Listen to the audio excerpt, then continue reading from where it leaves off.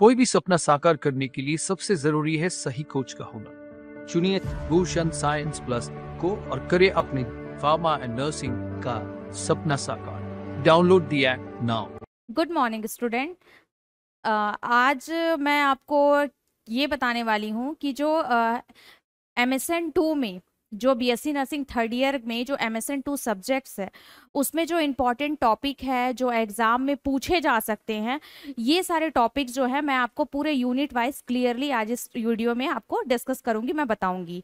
Okay, और मेरा ये जितना भी ये टॉपिक है जो मैं आपको बता रही हूँ, ये मैंने काफ़ी रिसर्च करके अदर यूनिवर्सिटी से, दूसरे यूनिवर्सिटी से और साथ ही साथ हमारे आयुष हेल्थ यूनिवर्सिटी से जो छत्तीसगढ़ की यूनिवर्सिटी है और अदर स्टेट की यूनिवर्सिटी से, यहाँ से मैंने सारी चीज़ों को सर्च करके कलेक्ट करके कौन कौन से जो टॉपिक है जो एग्जैक्टली पूछे गए हैं वहाँ पे और जो रिपीटेड हैं, जो मतलब 5 साल में 10 साल में जो बार बार पूछे गए हैं, ये सारे टॉपिक्स को मैं आपको एक एक्यूमुलेट की हूँ, सबको इकट्ठा की हूँ और उसके बाद मैं आपको बताऊंगी।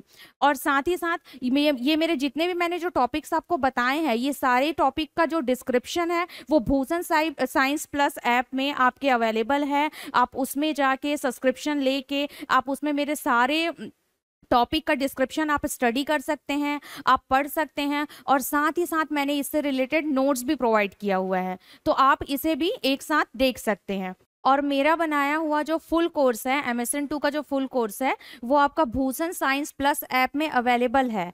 आप उसमें जाके मैंने उसमें सारे टॉपिक्स डिस्कस किए हुए हैं, मैंने नोट्स भी प्रोवाइड किए हुए हैं, तो आप उस ऐप में जाके मेरे सारे नोट्स आप देख सकते हैं और सारे मैंने जो डिजीज़ आपको एक्सप्लेन किए हैं, डिस्कस किए हैं, वो सारे डिजीज़ आप पढ़ सकते हैं उससे रिलेटेड।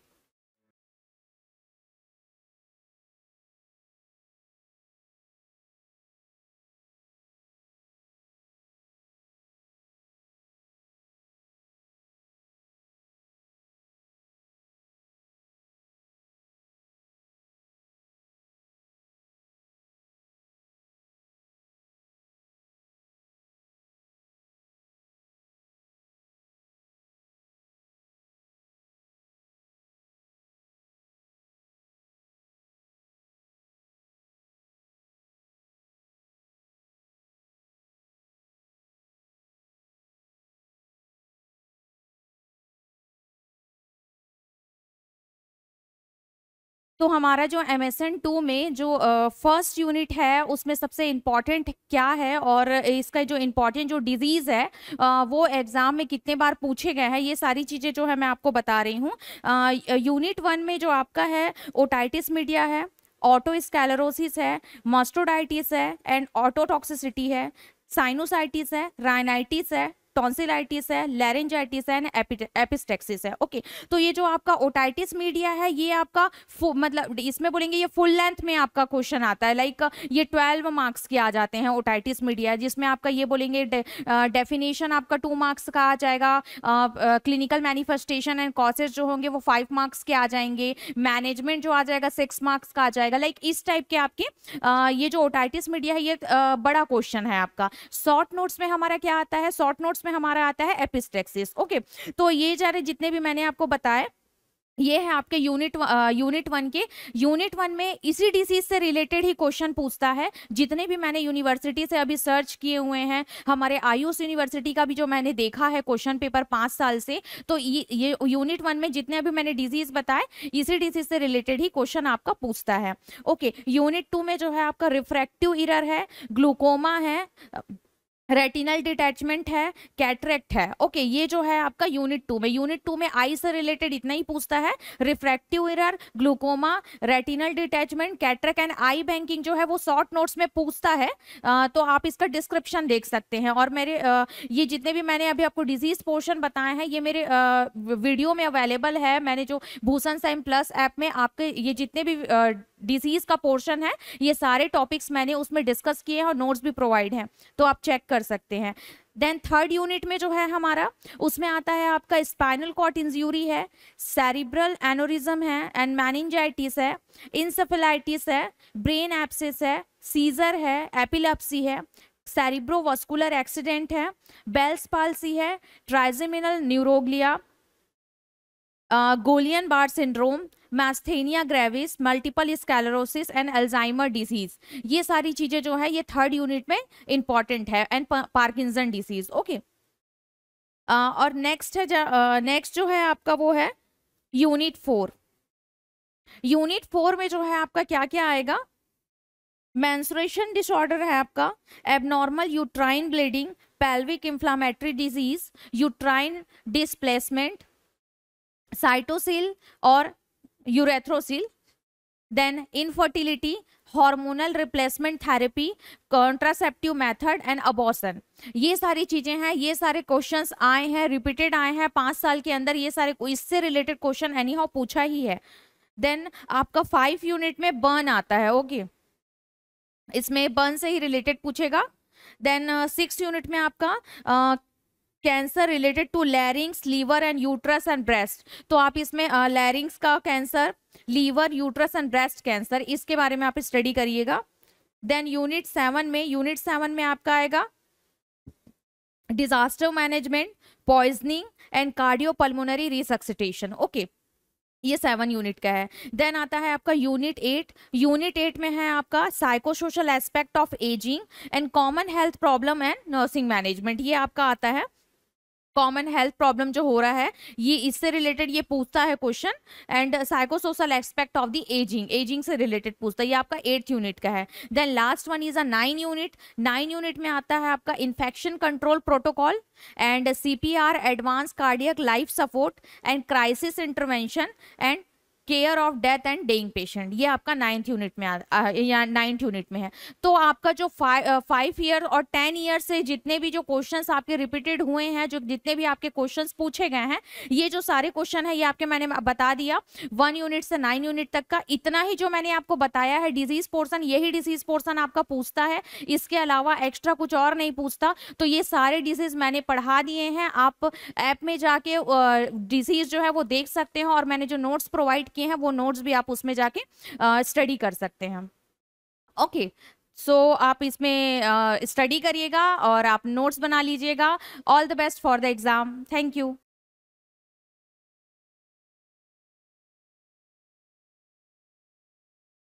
हेलो क्लास, आज मैं आपको थोड़ा सा बताऊंगी जो एग्ज़ाम है जो अभी होने वाला है, एग्ज़ाम जिसमें बच्चे अभी एग्ज़ाम दिलाने वाले हैं, जो आपका नवंबर में जो अभी एग्ज़ाम होने वाला है, उसमें मैं आपको आंसर लिखने के जो पैटर्न है वो थोड़ा सा मैं आपको बता रही हूँ कि आंसर आपको किस पैटर्न में लिखना है।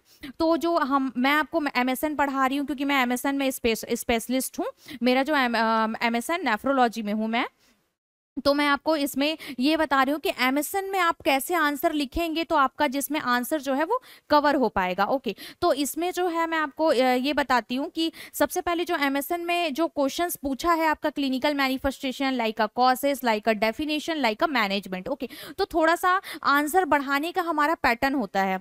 ओके, जैसे मैंने एक सबसे पहले हम लोग देखें लाइक अ कॉजेस में हम लोग देख रहे हैं जैसे किसी डिजीज है, जैसे हम लोग अभी प्रीवियस वीडियो में पढ़े हमारा इंसेफेलाइटिस का कॉजेस है, इंसेफेलाइटिस का कॉजेस है, तो इसमें हम लोग कैसा देख रहे हैं, like viral infection.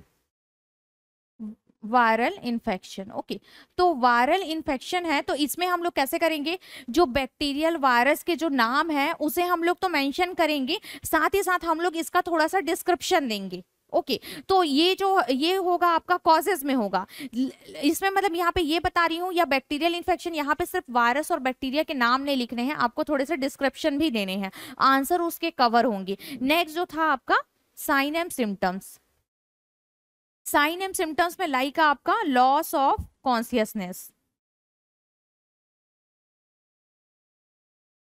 Loss of consciousness है तो आपको उसके बारे में आपको थोड़ा सा डिस्क्रिप्शन देना होगा कि लॉस ऑफ कॉन्शियसनेस है तो वो आपके कौन से लेवल पे है, और दूसरा चीज क्या है, जो माइल्ड के कंडीशन में है, मॉडरेट के कंडीशन में है, या सीवियर के कंडीशन में है, उसके बारे में आपको थोड़ा सा डिस्क्रिप्शन देना होगा। और जैसे इसमें जो मैं आपको बताई, ये तो आप लोग जो इतने भी मैं लिखेंगे, जैसे मैंने आपको बताया था aphasia that means the inability to speaking. तो इसमें आपका क्या हो रहा है, ये जो मैंने आपको बताया इसको आपको डिस्क्रिप्शन में लिखना है, थोड़ा डिस्क्राइब करना है। आप सिर्फ सिम्टम्स और कॉजेस और सिम्टम्स को ऐसे लाइन से आप लिख के वहां पे मतलब लिख के वैसे नहीं आएंगे, आपको क्या करना है, थोड़ा डिस्क्रिप्शन देना है। जैसे मैंने मैनेजमेंट का बता रही हूँ, जैसे मैनेजमेंट है, मैनेजमेंट में जब आप हिस्ट्री टेकिंग लिखेंगे, हिस्ट्री टेकिंग, तो हिस्ट्री टेकिंग में आपका सबसे पहले आएगा present medical history.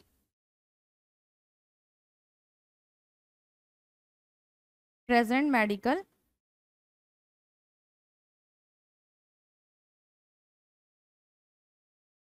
My patient take alcohol since 5 years। Okay, तो ये आपका जो रहेगा ये आपका प्रेजेंट मेडिकल हिस्ट्री रहेगा। ओके, देन जैसे आप लिखे आपने past medical history, past medical history,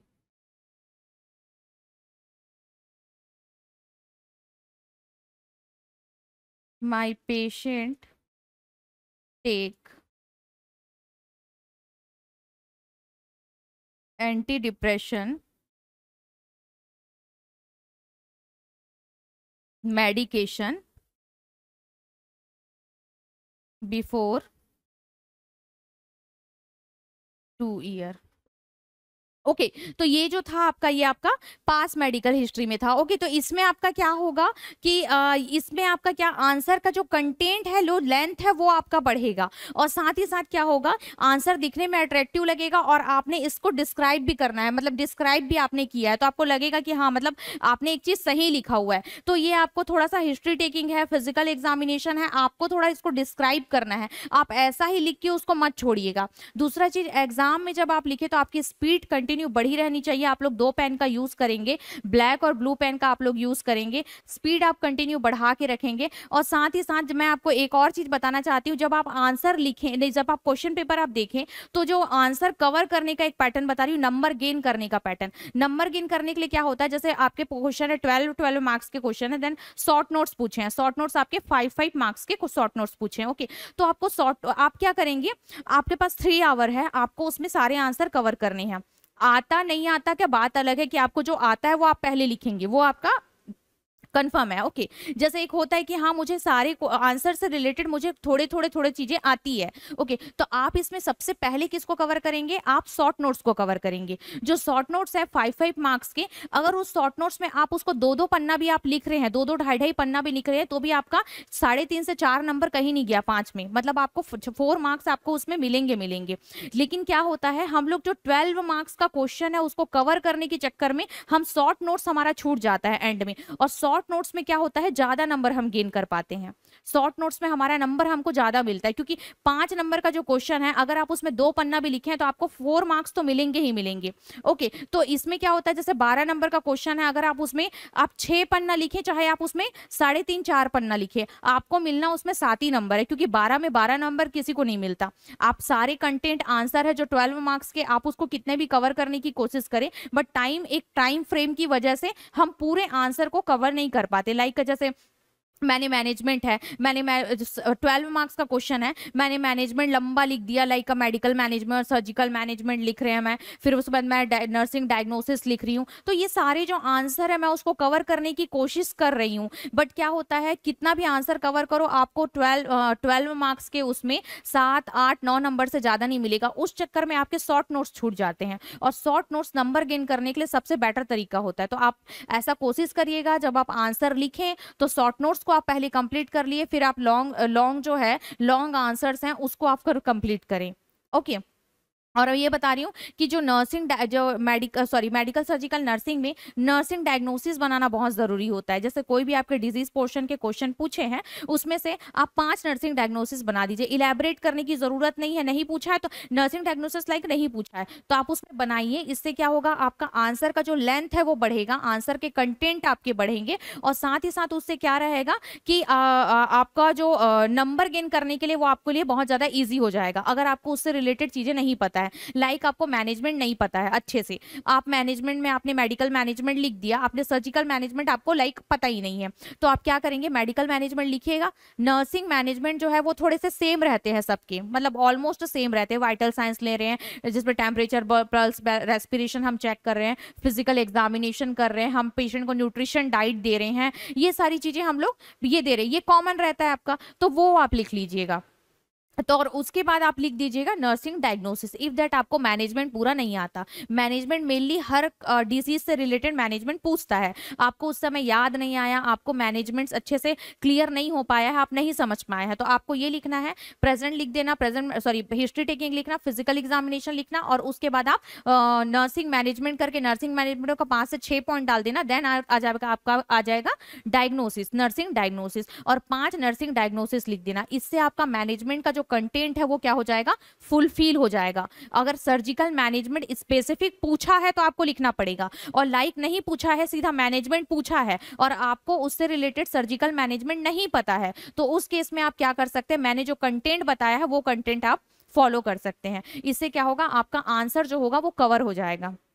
okay तो ये थे कुछ थोड़े थोड़े एग्जाम के थोड़े से बेसिक टिप्स, जो आपको कैसे नंबर आप गेन कर सकते हो और कैसे आप अपने आंसर को कवर कर सकते हो, इसमें मैं ये आपको बताई हूँ।